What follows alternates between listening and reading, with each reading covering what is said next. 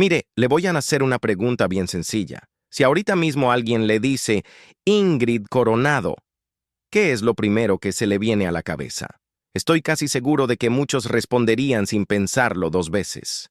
La esposa de Fernando del Solar, la que lo dejó cuando estaba enfermo. Órale, qué rápido llegó esa respuesta, ¿verdad?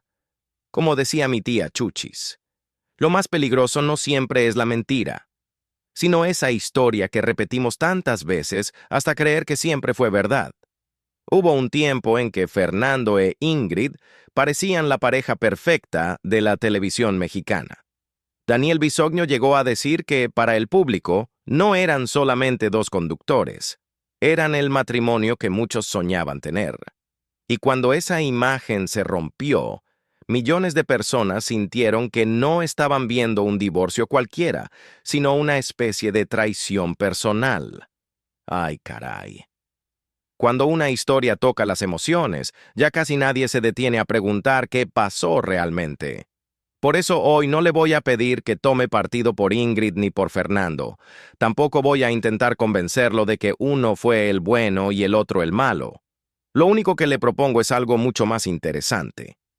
Volver a mirar esta historia desde 5 versiones distintas, separando lo que fue un hecho comprobado, lo que cada uno contó, lo que publicó la prensa y lo que todos terminamos creyendo. Porque le adelanto una cosa. Quizá el giro más grande de toda esta historia no tenga que ver con el cáncer, ni con el divorcio, sino con nosotros mismos, que durante años pensamos que ya conocíamos toda la verdad. Ahora sí, agárrese tantito. Porque la primera versión es justamente la que casi todo México dio por cierta desde el primer día. La versión que todos dimos por cierta. Ingrid abandonó a Fernando cuando enfermó. Si uno le pregunta hoy a cualquier mexicano qué pasó entre Fernando del Solar e Ingrid Coronado, la mayoría contesta casi igual, como si todos hubiéramos aprendido la misma lección de memoria. Ella lo dejó cuando más la necesitaba. Así de sencillo, así de contundente. Y siendo sinceros, durante muchos años yo también pensé exactamente eso. Porque cuando una historia se repite en todos los programas de espectáculos, en las revistas del supermercado y hasta en la plática del mercado, uno termina creyendo que ya no hace falta preguntar nada más.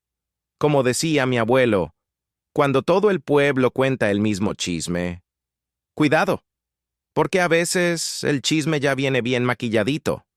La realidad era mucho más pesada de lo que se veía en televisión. La casa donde vivían terminó pareciéndose más a un hospital que a un hogar. Medicamentos, cuidados extremos, consultas médicas y una tensión que parecía no terminar nunca. Mientras Fernando luchaba por seguir viviendo, Ingrid seguía trabajando para mantener la casa, pagar los gastos y cuidar a 2 niños pequeños. Fue en aquellos primeros años cuando el propio Fernando declaró algo que casi nunca se recuerda completo. El gran desafío cuando amas a una persona es amar tanto en lo bueno como en lo malo. Ingrid fue mi roca y un pilar fundamental en la primera etapa. Pero se vale querer bajarse del barco. Esto no es a la fuerza. Curioso, ¿no? Esa parte casi nunca aparecía en los encabezados. Con el tiempo llegaron otras declaraciones que alimentaron todavía más la idea de que Ingrid había abandonado el barco. En otra entrevista, Fernando confesó, «Yo, si me pongo en ese lugar, yo no la hubiese dejado. No lo hubiera hecho así». Escuchar una frase como esa, viniendo de un hombre enfermo, era suficiente para romperle el corazón a cualquiera.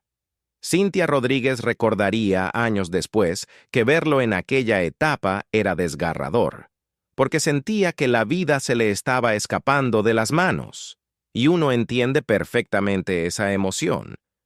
El problema aparece cuando el dolor empieza a convertirse en la única versión de la historia. Mientras tanto, Ingrid decidió guardar silencio.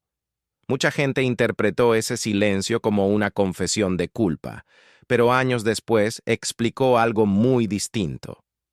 Si callé en ese momento no fue por culpa, fue por proteger a mis hijos.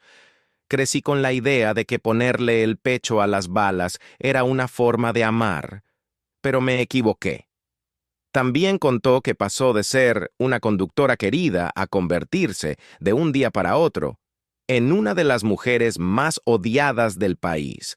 Decía que la insultaban en la calle, mientras intentaba que sus hijos no entendieran lo que estaba ocurriendo. Híjole. Aguantar eso tampoco debe haber sido cualquier cosa. Y entonces apareció el ingrediente que terminó de inclinar la balanza: los titulares. Revistas como TV Notas publicaban frases enormes como «Fría y desalmada. Ingrid Coronado abandonó a Fernando del Solar en su lucha contra el cáncer». Los paparazzi esperaban durante horas para conseguir una imagen de Fernando cansado o una fotografía de Ingrid sonriendo al salir del trabajo, y el resto de la historia prácticamente se escribía sola. Años después, Pedrito Sola resumió todo aquello con una frase demoledora. La prensa rosa vio sangre y atacó. No había matices. Fer era el mártir e Ingrid era la malvada de la historia. Y, siendo honestos, vender una historia con un héroe y una villana siempre ha sido mucho más fácil que explicar un matrimonio roto. Después de revisar todo esto, hay algo que sí podemos afirmar y algo que no. Es un hecho que Fernando enfermó gravemente. También es un hecho que el matrimonio terminó mientras él seguía luchando contra el cáncer, pero nunca se demostró que esa enfermedad, por sí sola, explicara todo lo que ocurrió entre ellos. La vida real casi nunca cabe en un titular de 10 palabras. Y aquí es donde empieza la pregunta verdaderamente incómoda. Si el cáncer no explica por completo el final de este matrimonio, entonces, ¿qué fue lo que realmente terminó por romperlos? Porque para responder eso, primero tenemos que hablar del hombre al que todo México convirtió en héroe. La otra cara del héroe. Fernando fue la víctima absoluta. Hay algo que nadie puede discutir. Todo México quería a Fernando del Solar. Era simpático, educado, siempre tenía una sonrisa lista. Y cuando apareció el cáncer, esa admiración se convirtió en cariño. Mucha gente dejó de verlo como conductor de televisión para verlo como un hombre peleando por su vida. Y cuando uno acompaña a alguien en esa batalla, el corazón manda más que la cabeza. Mi tía Chuchis decía algo muy cierto. Cuando le agarras cariño a alguien, hasta los defectos empiezan a parecer virtudes.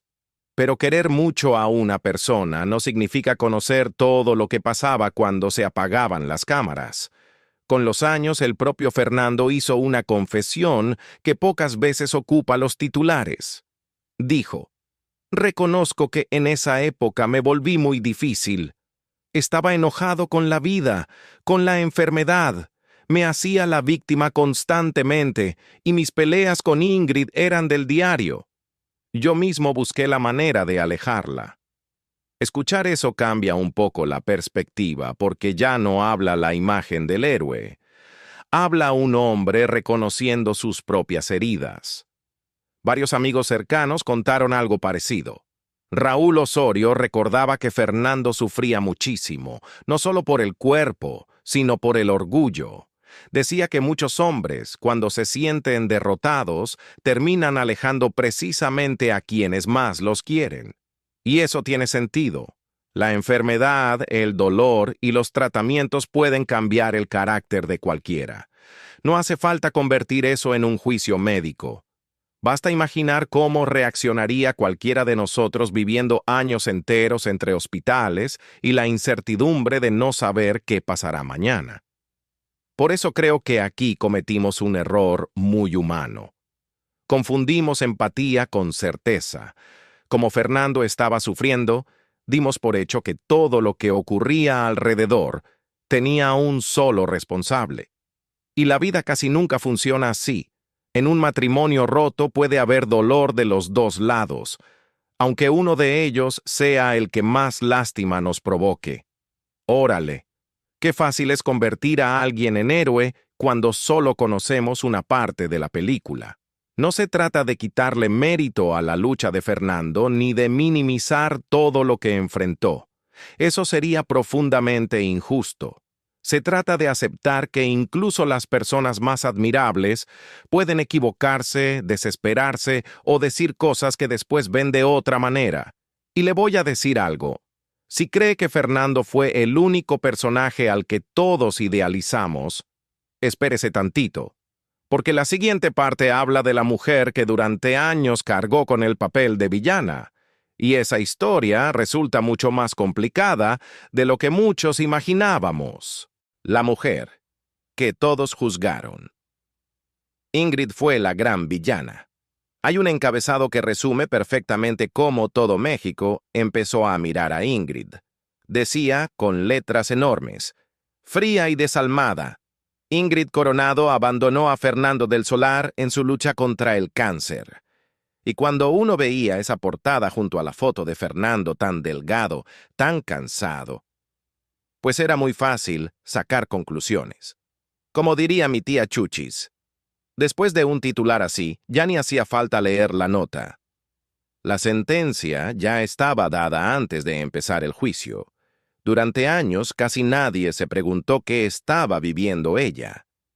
Ingrid contó después que, mientras el país entero la señalaba, seguía criando a 2 niños pequeños, trabajando para sostener la casa y enfrentando una situación que la estaba rebasando por todos lados. Incluso aseguró que la familia de Fernando llegó a culparla de la enfermedad y que además de cuidar a un hombre gravemente enfermo, tenía que soportar que en la calle la insultaran como si fuera responsable de todo lo que estaba ocurriendo. ¡Híjole! Cualquier persona termina quebrándose con una carga así.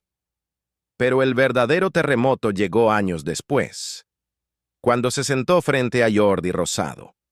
Ahí contó algo que cambió por completo la conversación. Según Ingrid, fue Fernando quien le pidió el divorcio, no una, sino 3 veces. Incluso recordó una frase que la marcó para siempre. Me dijo, quiero el divorcio. Por tu culpa tengo cáncer. Ya les dije a los niños que me voy. También relató que, después de marcharse, él volvía a llamarla para pedirle que regresara a cuidarlo al hospital. Escuchar esa versión sorprendió a muchísima gente, porque era la primera vez que conocían una historia muy distinta a la que llevaban años repitiendo. Lo más interesante es que Ingrid no fue la única que sostuvo esa versión. La periodista Ana María Alvarado aseguró públicamente, lo que dijo Ingrid es verdad. A mí me consta porque yo estuve ahí. Fernando fue quien le pidió el divorcio en varias ocasiones. El desgaste de la cuidadora es real e Ingrid estaba destruida. Ojo, eso no significa que ya podamos reconstruir cada conversación que ocurrió dentro de esa casa. Pero sí significa que la historia era mucho más compleja de lo que muchos imaginábamos. Como decía mi abuelo, en un pleito de matrimonio, hasta las paredes se escuchan diferente. Y aquí regresamos a la gran pregunta que dejamos pendiente desde el principio. ¿Quién quiso realmente terminar el matrimonio? La respuesta más honesta es que nunca vamos a conocer cada detalle de aquella intimidad. Lo que sí sabemos es que existen declaraciones, testimonios y hechos que contradicen la versión que durante años se presentó como única. Tal vez Ingrid no fue la villana perfecta que nos contaron, pero tampoco hacía falta convertir a Fernando en el culpable para entenderlo. Porque cuando una relación llega a ese punto de desgaste, casi nunca hay una sola explicación. Y espérese tantito, porque ahora toca hablar del personaje que casi nadie cuestionó en toda esta historia. La prensa que nos la contó. La historia que nos contaron. La prensa nos contó toda la verdad. A ver, Aquí es donde la historia da otro giro, porque durante años discutimos si Fernando tenía razón o si Ingrid mentía, pero casi nadie se detuvo a preguntar quién estaba contando el cuento. Y eso cambia todo. Mire, mi tía Chuchi siempre decía que el problema no era el chisme, sino quién era el primero en echarlo a andar. En este caso, durante meses la mayoría conoció la historia a través de portadas, programas de espectáculos y titulares que buscaban impactar mucho antes que explicar. Mientras Fernando aparecía en fotografías donde la enfermedad reflejaba toda su dureza, Ingrid era captada saliendo del trabajo, sonriendo con compañeros o asistiendo a algún evento profesional. Separadas, esas imágenes parecían decir mucho. Juntas, en realidad no explicaban casi nada, como reconocería años después Patti Chapoy. La prensa fue implacable con Ingrid. Se compró una sola versión porque vendía más revistas ver a la heroína caída que entender la complejidad del cáncer en una familia. Y cuando un mismo relato se repite todos los días, termina pareciendo una verdad absoluta. Con el paso del tiempo también empezaron a escucharse otras voces. Lynette Puente reconoció que ni Televisión Azteca ni buena parte de los medios supieron proteger a Ingrid cuando la opinión pública ya la había convertido en la responsable de todo. Mientras tanto, la propia Ingrid intentó expresar su dolor escribiendo la canción Tú me haces falta, donde cantaba: yo no puse distancia entre los dos, esa fue tu decisión. Te amé. Nadie te ha cuidado tanto como yo. Pero mucha gente ni siquiera quiso escuchar la letra. Para entonces, la mayoría ya había decidido quién era la buena persona y quién era la culpable. Y ahí entendí algo que, la verdad, me dejó pensando varios días. No hacía falta que alguien inventara una mentira enorme. Bastaba con mostrar una parte de la historia y dejar fuera todo lo demás, porque cuando solo vemos una ventana, terminamos creyendo que ya conocemos toda la casa. Y ahora viene la pregunta más interesante de todas. ¿Qué pasó cuando, varios años después, por fin apareció una versión mucho más completa de esta historia? Cuando el tiempo cambió la historia, y entonces pasaron los años. Parecía que aquella historia ya estaba cerrada, que cada quien había seguido su camino y que el escándalo por fin había quedado guardado en el cajón de los recuerdos. Pero, órale, la vida tiene una costumbre muy curiosa. Cuando creemos que ya sabemos todo, aparece una pieza que nadie había visto. Eso fue exactamente lo que ocurrió cuando Ingrid aceptó sentarse frente a Jordi Rosado. Mucha gente pensó que iba a escuchar un montón de revelaciones nuevas. Yo también lo creí. ¿Para qué le miento? Pero lo que realmente cambió la conversación fue otra cosa. Por primera vez la gente pudo escuchar una historia completa, sin prisas, sin titulares de 10 palabras y sin alguien interrumpiendo cada 30 segundos. La entrevista se volvió un fenómeno. Millones de personas la vieron, y más interesante todavía, miles comenzaron a escribir algo que casi nunca aparece en Internet. Creo que la juzgué demasiado rápido. Jordi lo resumió con una frase que vale oro. Nunca conocemos la intimidad de una recámara. Lo que vemos en pantalla es solo un personaje. Lo que pasa cuando se apaga la luz es la verdadera y dolorosa vida real. Mire nomás qué diferencia. Durante años conocimos a Fernando e Ingrid como personajes de televisión. Aquella conversación recordó que detrás de los reflectores existían dos seres humanos intentando sobrevivir a una situación que los estaba rebasando. Pero la historia todavía tenía un capítulo más.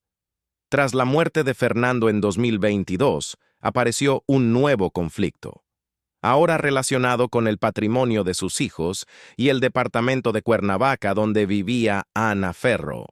Ingrid sostuvo públicamente que ese inmueble pertenecía a un fideicomiso creado para sus hijos y que estaba obligada a defender ese patrimonio.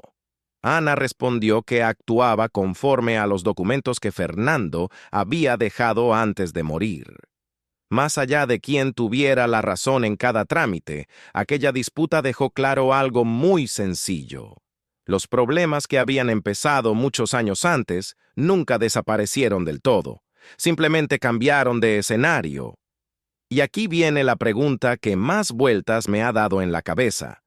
Si toda esta historia hubiera explotado hoy, con entrevistas largas, podcasts y canales donde cualquiera puede explicar su versión durante 2 horas, ¿de verdad habríamos condenado tan rápido a Ingrid?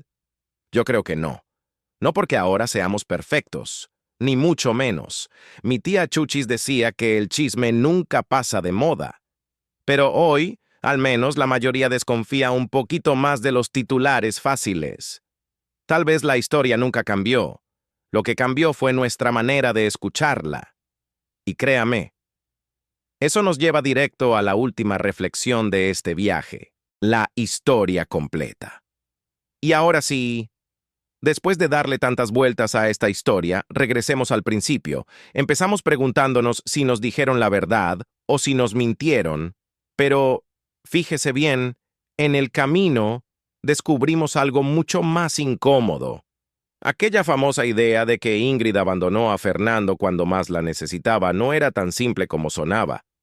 Tampoco resultó tan sencillo afirmar que Fernando hubiera sido únicamente la víctima, ni que Ingrid hubiera sido la villana que todos recordábamos.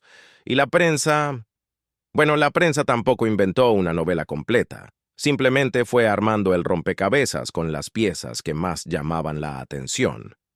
Como decía mi abuelo, cuando nomás te enseñan una carta, acabas creyendo que ya conoces toda la baraja. Hay una frase de Fernando que, después de escuchar todo esto, cobra un significado muy distinto. En su libro escribió: "El cáncer me quitó muchas cosas, la salud, mi matrimonio, mi tranquilidad, pero me enseñó que la vida no es perfecta ni justa. Todos hacemos lo que podemos con el dolor que nos toca cargar". Y años más tarde, Ingrid llegó a una conclusión parecida, aunque desde el otro lado de la historia. En Mujerón confesó: "Entendí que no puedo controlar lo que los demás piensan de mí, solo puedo controlar mi propia verdad". ¿Se fija? Ninguno hablaba ya de ganar una discusión. Los dos hablaban de sobrevivir a un dolor que les cambió la vida para siempre. Por eso, yo no creo que Fernando haya pasado sus últimos años inventando una mentira para destruir a Ingrid. Tampoco creo que Ingrid esperara tantos años solo para cambiar la historia a su favor. Más bien me da la impresión de que ambos contaron la parte que cada uno alcanzó a vivir desde su propio lugar. Porque un matrimonio no se rompe en un solo instante, ni por una sola frase. Se rompe después de cientos de conversaciones, silencios, miedos y decisiones que solo conocen quienes estuvieron detrás de esa puerta. Y nosotros nunca estuvimos ahí. Tal vez por eso esta historia sigue dando tanto de qué hablar, incluso tantos años después. No porque todavía estemos buscando un culpable, sino porque nos obliga a preguntarnos cuántas veces hemos formado una opinión con apenas unos cuantos titulares. Mi tía Chuchis decía algo que hoy me hace mucho sentido. El chisme dura un rato. Las palabras se quedan para toda la vida. Quizá la verdadera lección nunca fue decidir quién tenía la razón, sino aprender a desconfiar un poquito de las historias demasiado perfectas. Porque la vida real casi nunca cabe en una portada de revista. Y ahora quiero dejarle la misma pregunta con la que empezamos este recorrido. Después de escuchar todas las piezas de este rompecabezas, ¿usted qué cree? ¿De verdad alguien nos mintió durante todos estos años? ¿O simplemente escuchamos una sola versión y completamos el resto con nuestra imaginación? Los leo aquí abajo, porque, como Dios manda, los mejores debates siempre empiezan con un café y terminan escuchando también al que piensa diferente.